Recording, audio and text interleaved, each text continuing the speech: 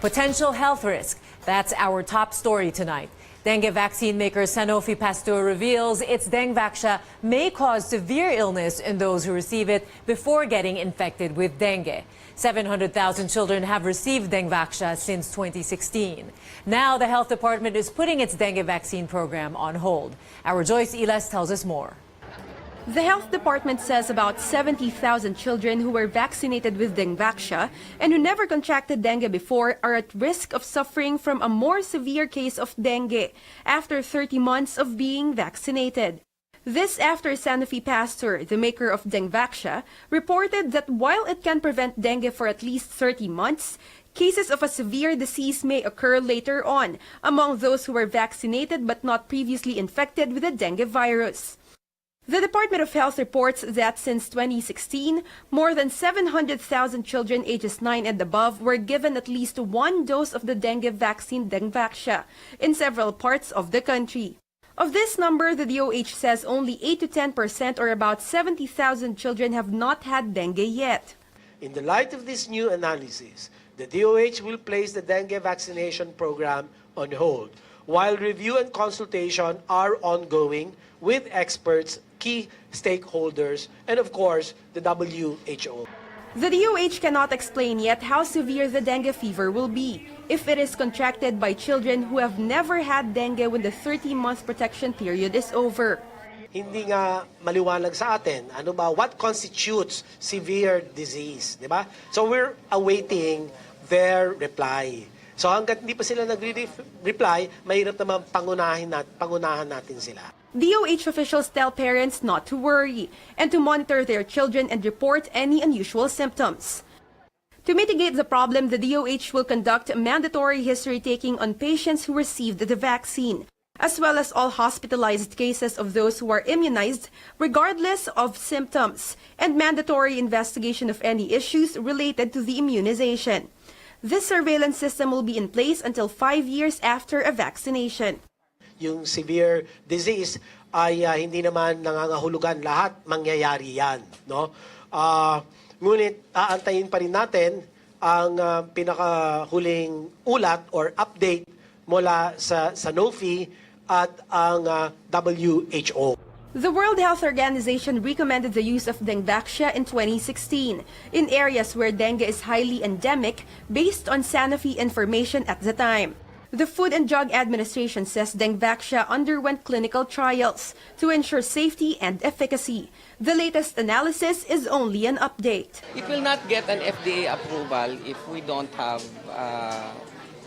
if the documents are not complete. In 2016, the DOH spent more than 3 billion pesos to buy Dengvaxia.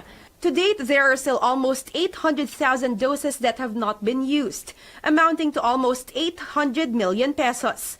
Many of these doses will expire in August next year. Joyce Ilas, CNN Philippines. On this World AIDS Day, the Health Department repeats its call for the public to have themselves tested for human immunodeficiency virus or HIV. Health officials report 31 Filipinos test positive for the virus every day this year, compared with only 26 last year. More than 47,000 cases were recorded in the country since HIV was first detected in January 1984.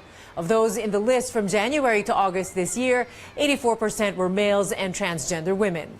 2 in every 3 infections were males, 15 to 24 years old. The problem is still the stigma that these people are afraid of. They do not want to come into the open, even if they are already aware of their status. Second is also the fear of knowing your status. So ito po yung pinapanawagan din natin.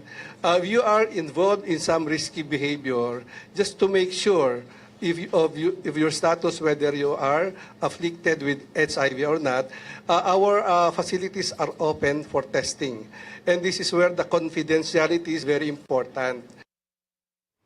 The Health Department says there are almost 200 clinics nationwide that give free HIV testing, while dozens of facilities offer free therapy for people living with HIV. There are fewer dengue cases this year, a little over 97,000. That's 97,287 to be exact as of September 30th. Last year, there was more than double that number. Among the regions, Metro Manila still with the highest number of cases, followed closely by Central Luzon and Calabarzon.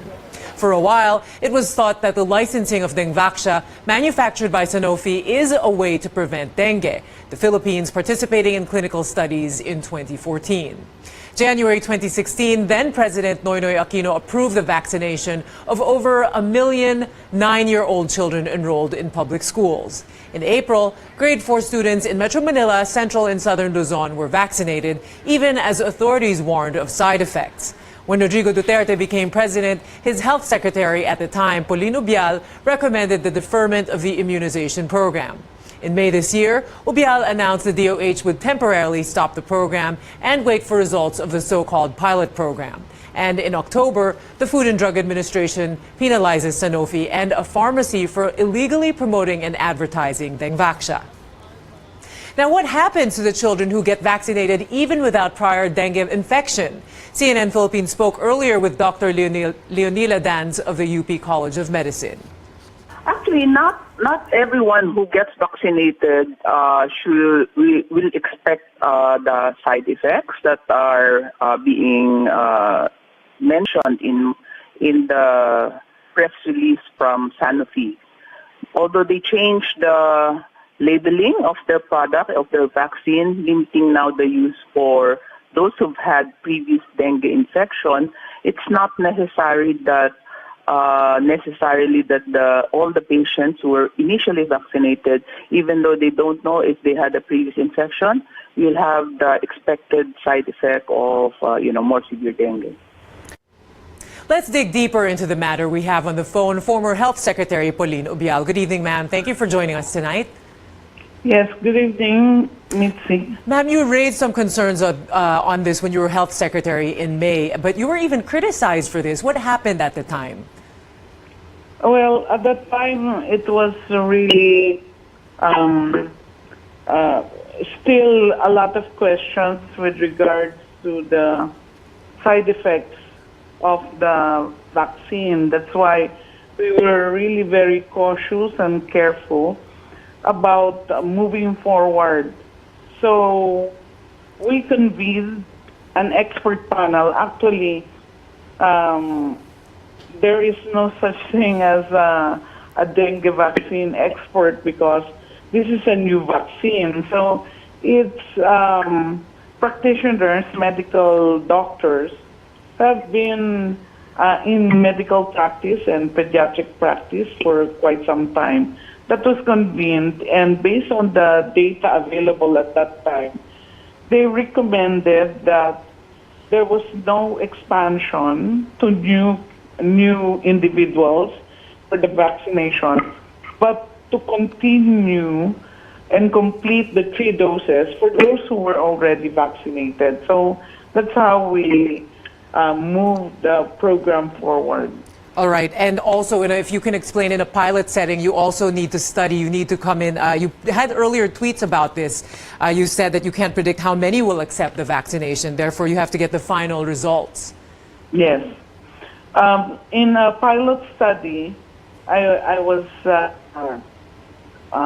in fact, telling and identifying people, we have to get a good data of what would be the results in all the subjects before we can say that, oh, this is safe, this is good, then we upscale it to other areas and other children.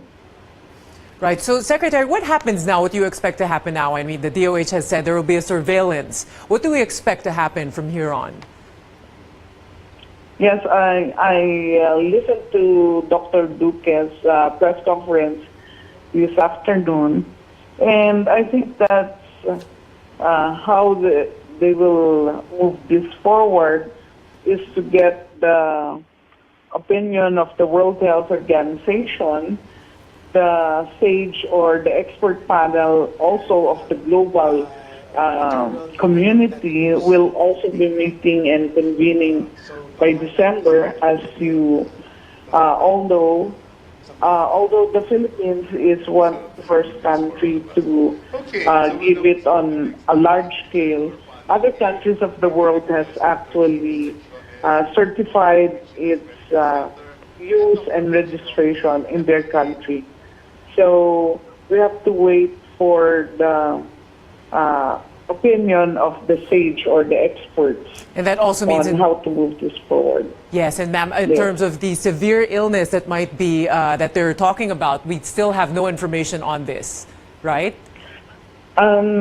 Actually, there were already issues that came out with earlier studies on the dengue vaccine. That's why it was really not, shall we say, recommended to scale up. Because there were already issues about ADE, they call it antibody-dependent enhancement of the illness. Well, surely many questions on this, and thank you very much for shedding light on this, former Health Secretary Pauline Obial. Have a good evening, ma'am. Thank you and good evening. Good evening.